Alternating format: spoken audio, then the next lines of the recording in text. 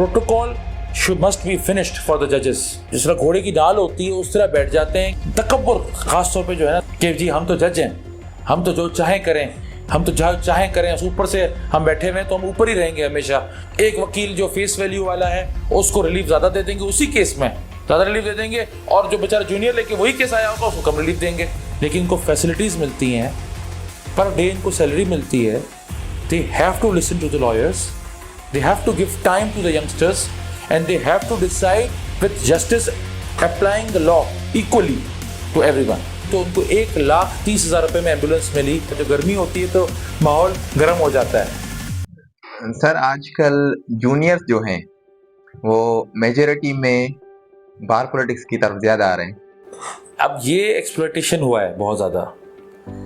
मैंने तो ये कहा था कि जूनियर्स जो यंग लॉयर्स हैं उनको अगर आप स्टाइपेंड दे देना तो वो पॉलिटिक्स नहीं करेंगे। बहुत अच्छे बच्चे हैं, वो पॉलिटिक्स में अपने सीनियर्स को खुश करने के लिए आके खड़े हो जाते हैं या अपने राइट्स मांगने के लिए आके खड़े हो जाते हैं। अगर उनको स्टाइपेंड दे दिया जाए और उनको एक अच्छी हैंडसम सैलरी पे हो तो इतना अपने आप को पॉलिटिक्स में कभी भी इन्वॉल्व नहीं करेंगे, बार पॉलिटिक्स में।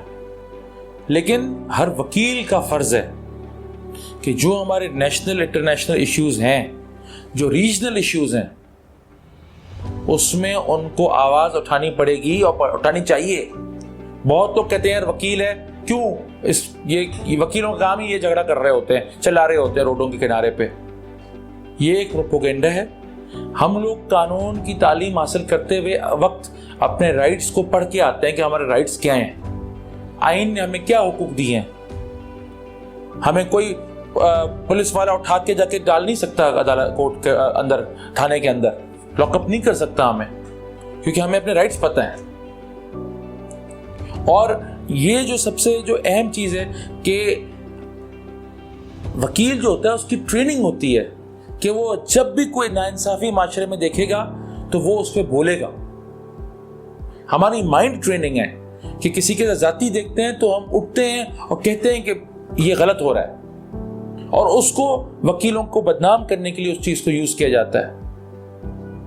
आज आप देखें बबरलो वाला जो जितना सा इंडस पे जो कैनाल्स वाली जो तहरीक थी, अगर वो वकील ना होते तो कोई नहीं कर रहा था उस चीज को। इसके अलावा और हर रोज ज्यादतियां होती हैं, हर रोज ज्यादतियां होती हैं police, because unfortunately Pakistan has become a police state. This is not a normal democracy.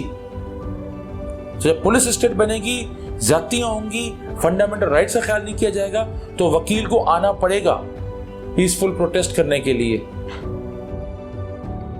अच्छा सर, कुछ एडवोकेट्स बार पॉलिटिक्स में इस वजह से आते हैं क्योंकि उनको ज्यादा एक्सपोजर उनका माइंड होता है कि हमें मिलेगा और क्लाइंटेज अच्छी बनेगी या ताल्लुकात बनेंगे।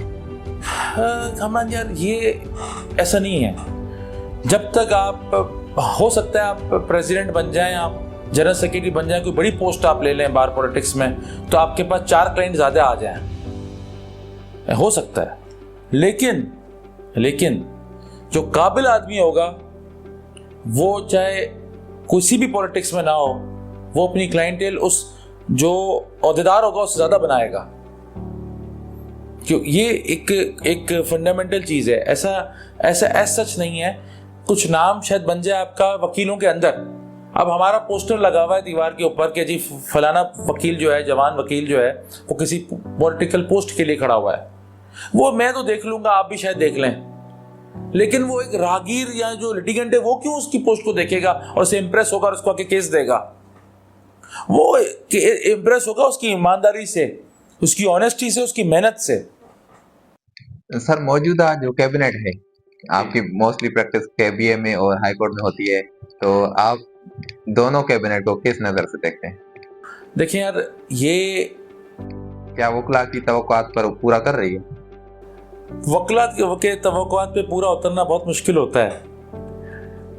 आई थिंक हर कोई अपनी बेस्ट एफर्ट कर रहा है। हाई कोर्ट बार एसोसिएशन हो, कराची बार एसोसिएशन हो, हर कोई अपने लिहाज से बेस्ट एफर्ट करता है। कोई भी वकीलों को नुकसान नहीं पहुंचाना चाहता, ऐसा कुछ नहीं है। दोनों वकीलों के वेलफेयर के लिए काम कर रहे हैं, हर बॉडी। हमें तकलीफ से वहाँ होती है जहाँ पर कोई हक की बात कहनी चाहिए, लेकिन गवर्नमेंट से डर के कोई कुछ ना कहे, या किसी से डर के, किसी स्टेट और इंस्टीट्यूशन से डर के कोई कुछ ना कहे। ये हमें इस चीज़ से कोफ ज़रूर आती है, हमें दुख होता है कि हमारी बार क्यों आवाज़ नहीं उठा रही फलानी चीज़ पे या फलानी चीज़ पे। ये तो जब से पाकिस्तान बना है, जब से कराची बार एसोसिएशन बनी है, जब से Sindh high court bar association बनी है, ये तब से चलता आ रहा है कि हम लोग रेजोल्यूशंस पास करते हैं हर नाइंसाफी पे, हर नाइंसाफी पे। तो अगर उस पर एक रेजोल्यूशन पास होने से और तो कुछ नहीं होता, लेकिन एक अवेयरनेस आ जाती है वकीलों में। तो मेरे ख्याल से हर कोई अपनी अपनी जगह पे अच्छा काम कर रहा है, और मेरे ख्याल से दोनों को ज़्यादा काम करने की भी ज़रूरत है, और कर भी रहे हैं, लेकिन और ज़्यादा इम्प्रूवमेंट की बहुत गुंजाइशें हैं। ख़ासतौर पर हमारे सिटी कोर्ट में जो हालात हैं, जो सिटी कोर्ट में अभी जो लिविंग कंडीशंस हैं हमारी, सिटी कोर्ट में फुटफॉल जो है वो हज़ारों में है रोज़ का। तो वहाँ पर सेल फोन के सिग्नल्स नहीं आते जो आने चाहिए।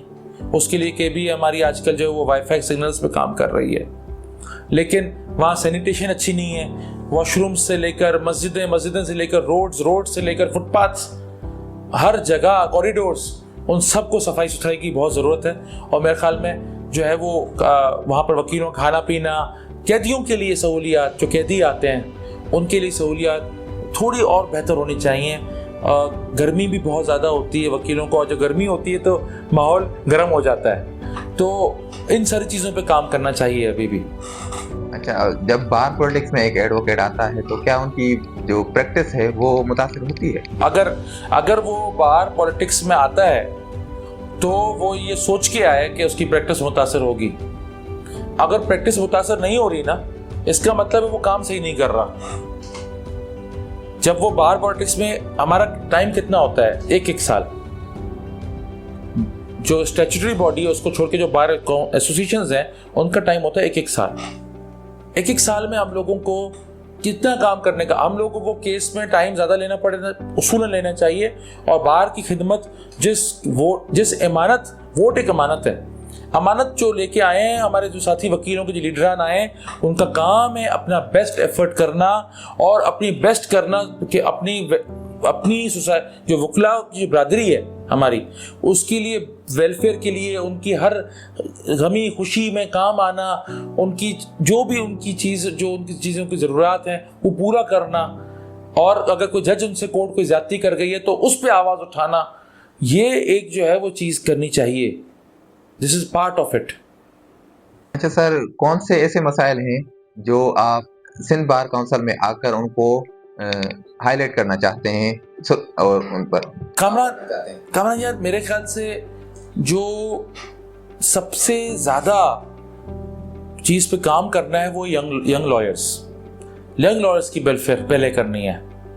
उसमें उनके स्टाइपेंड वाली बात है जिस पे मैं तो आवाज़ उठाना चाहता हूँ कि गवर्नमेंट से हर साल कुछ करोड़ रुपए तो चाहिए कि हर यंगस्टर्स को, जो शुरू के 5 साल उनके होते हैं, एक दफ़ा वो यंगस्टर्स पूरे सिंध में as a member of Sindh bar council, what I would like is कि आप जो है वो अपना यंगस्टर्स, जो 5 साल वाला जो यंगस्टर 5 साल तक, 1 साल से 5 साल तक जो यंगस्टर्स हैं, उनको मंथली स्टाइपेंड मुकर्रर करा के दिया जाए। और सिंध बार काउंसिल उनको अकाउंट्स में जो है वो हर महीने तक के वो आके लाइन लगा के ख्वार ना हो, यूनिफॉर्म पहनते हैं और ये इज्जत की चीज़ है, तो उनके अकाउंट्स में खुद ब खुद स्टाइपेंड आ जाए, चाहे ज़रूरत हो या चाहे ज़रूरत ना हो। ये कोई ज़कात नहीं होनी चाहिए, ये उनकी जॉब के हाउस जॉब की तरह एक स्टाइपेंड होना चाहिए कि हर वकील को जैसे ही वो इनरोल करवाए सिंध बार काउंसिल में पूरे सिंध के अंदर, तो फौरन वो अपना अकाउंट भी अपना, क्योंकि वो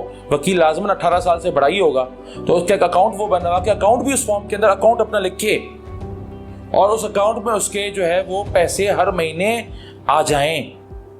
ये एक तो मेरी ये फर्स्ट मेरी, I think this is the need of the our.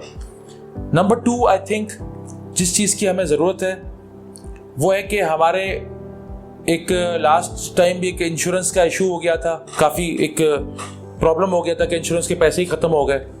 ये एक रिकरिंग होना चाहिए कि हर साल इंश्योरेंस के पैसे आने चाहिए गवर्नमेंट की तरफ से।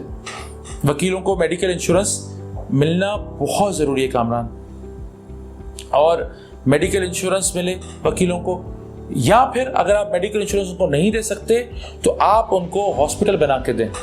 हमारा प्लॉट जो है वो क्लिफ्टन में मौजूद है, ज़ियाउद्दीन हॉस्पिटल के साथ ही वहाँ पर। तो उस प्लॉट पे आप गवर्नमेंट से 1 टाइम ग्रांट ले लें, लेकिन आप हॉस्पिटल बनाएं, उसमें ओपीडी डॉक्टर्स हों, डॉक्टर्स आके बैठें। क्योंकि कि वकील जो अभी आजकल जो मुझे जो फ़ोन आते हैं या दोस्तों के मैसेज आते हैं, वकील अब मेडिकली बहुत सफ़र करता है, अपनी फैमिली, अपने बच्चों के, अपने माँ बाप की वजह से बहुत सफ़र करता है वकील। हमारे यहाँ तो ये भी प्रॉब्लम है कि मुझे एक वकील दोस्त बता रहा था, हमारे एक भाई हैं, वो बता रहे थे कि उनके वालिद की डेथ हुई तो उनको 1,30,000 रुपये में एम्बुलेंस मिली यहाँ से मानसरा के लिए। ये गलत है। ये 1,30,000 रुपये सिंध बार काउंसिल या हमारी एसोसिएशन से आने चाहिए। एक वकील बेचारा कहाँ से 1,30,000 रुपये पैदा करेगा मानसरा तक के लिए या कहीं मुल्तान तक के लिए या कहीं तक के लिए कि जी इतने सखर तक, या कोई कोयटा है, कोई पेशावर में है, कोई क्वाटा में है, तो उनको एम्बुलेंस के जो पैसे होते हैं या तो एक फिक्स्ड या कुछ उनके एम्बुलेंस के रेट के हिसाब से उनको पैसे दिए जाएं।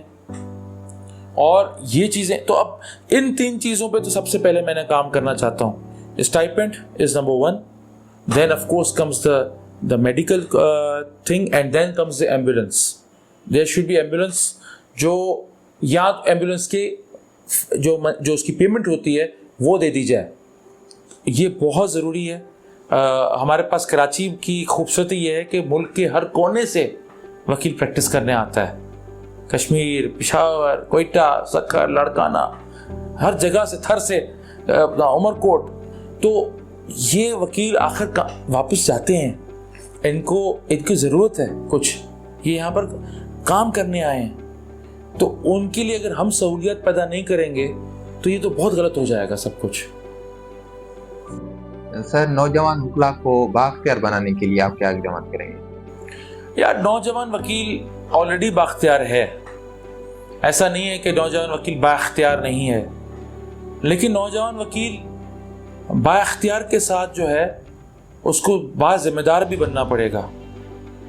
हमें भी, मुझे भी, या सब दोस्तों को जिम्मेदारी के साथ बाख्तियार बनना पड़ेगा। इख्तियार उसी को चाहिए होता है, जो देना चाहिए जो जिम्मेदार हो। तो क्योंकि कि वो जो पावर होता है, इख्तियार जो पावर है, that also brings a lot of responsibilities. तो वकीलों को बाख्तियार हम इस तरह बना सकते हैं कि उनको स्टाइपेंड दें ताकि वो किसी के आगे हाथ ना फैलाएं, किसी के आगे झुके ना, किसी से आगे ब्लैकमेल ना हो। उनको हम जो है वो स्टाइपेंड दें, उसको बाख्तियार बनाएं। हम उनको अच्छी नॉलेज दें तो हम उनको बाख्तियार बनाएं। हम उनको एक्स्ट्रा कोर्सेज करवाएं तो हम उनको बाख्तियार बनाएं। और हम इनको सोशल सिक्योरिटी दें कि कोई भी स्टेट ऑर्गन उनको तंग नहीं करेगा। जब वो ईमानदारी से वकालत करेंगे तो कोई भी स्टेट ऑर्गेनाइजेशन, कोई भी स्टेट का फंक्शनर आपको तंग परेशान नहीं करेगा। उसकी जिम्मेदारी, उसकी सिक्योरिटी देनी है हम लोगों ने जिस नौजवान वकील को, कि अपना काम बेफिक्र होके बगैर किसी खौफ के करो। अच्छा सर, वकला की पेशेवराना तरबियत और लीगल एजुकेशन, इन पर मुझे लगता है कि काम होना और भी चाहिए। आप बिल्कुल सही कह रहे हैं कामरान। ये आपने यार जो मुद्दा उठाया है ना, ये बहुत अच्छा है कि आप यकीन करें, पाकिस्तान से बाहर एक कॉन्सेप्ट है कंटिन्यूइंग लीगल एजुकेशन। जब आप वहाँ पर जज भी बन जाते हैं ना, तब भी आप जाकर तालीम हासिल करते हैं अलग अलग कोर्सेज की। और इनफैक्ट आप कनाडा देख लें, ऑस्ट्रेलिया देख लें, यूएसए देख लें, इंग्लैंड देख लें, ये जो जितने डिफरेंट डेवलप्ड कंट्रीज़ हैं, इन सब में कंटिन्यूइंग लीगल एजुकेशन का कॉन्सेप्ट है। आप बिल्कुल सही कह रहे हैं। सीनियर्स के लिए भी होना चाहिए, सिर्फ जूनियर्स के लिए नहीं। यहाँ सीनियर्स को भी अगर किसी नई कानून को सीखना है तो वो कोर्स कर ले, 3 महीने का, 6 महीने का कोर्स कर ले। कोर्स के लिए मेरे ख्याल से सिंध जुडिशल एकेडमी हमारे पास है, अच्छा अदारा है, उसको और उसके साथ काम करना चाहिए कि वो एक एकेडमी भी है। इस तरह के और भी हमारे पास एक कोई इंस्टीट्यूट्स होने चाहिए जो कानून की तालीम के बाद वकीलों को आगे के जो डेवलपिंग लॉज हैं, लॉज जो इवॉल्व हो रहे हैं, जो नई जजमेंट्स आ रही हैं, वो उनको अपडेट करते हुए जाएं। ये बहुत ज़रूरी है, कंटिन्यूइंग लीगल एजुकेशन का कॉन्सेप्ट फॉर यंगस्टर्स। सर, बार और बेंच का ताल्लुकात?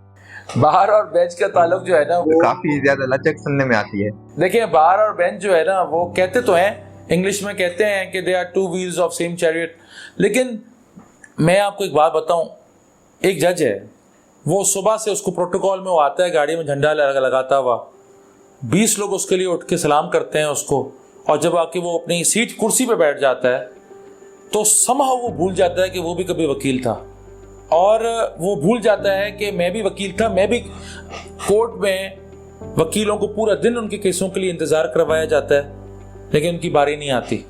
और ये इशू हाई कोर्ट में ज़्यादा है सिटी कोर्ट से, कि वकीलों को इंतज़ार करवाया जाता है, उनका टाइम, कीमती टाइम ज़ाया हो जाता है कोर्ट में इंतज़ार करते करते। हर केस टाइम फिक्स्ड होना चाहिए, हर केस का टाइम होना चाहिए, ऐसा जनरल कॉल लिस्ट नहीं होनी चाहिए। हर केस का टाइम आप रखें कि आप उस टाइम पे उस केस को उठाएंगे, उस केस को सुनेंगे। तो और दूसरा, जो हमारे बेंच में जो जज साहिबान हैं वो पेशेंट हियरिंग नहीं देते बिल्कुल भी यंगस्टर्स को, खास तौर पे सीनियर वकीलों को तो फिर भी थोड़ा सुन लेते हैं, यंगस्टर्स को पेशेंट हियरिंग नहीं देते, और क्लोज्ड माइंड के साथ जिस तरह घोड़े की दाल होती है उस तरह बैठ जाते हैं कि जी हम लोगों ने नया कानून जो है वो सीखना ही नहीं है, नया कॉन्सेप्ट सीखना ही नहीं है, जो हमने पढ़ा है, जो हम सोचते हैं हम सही सोचते हैं।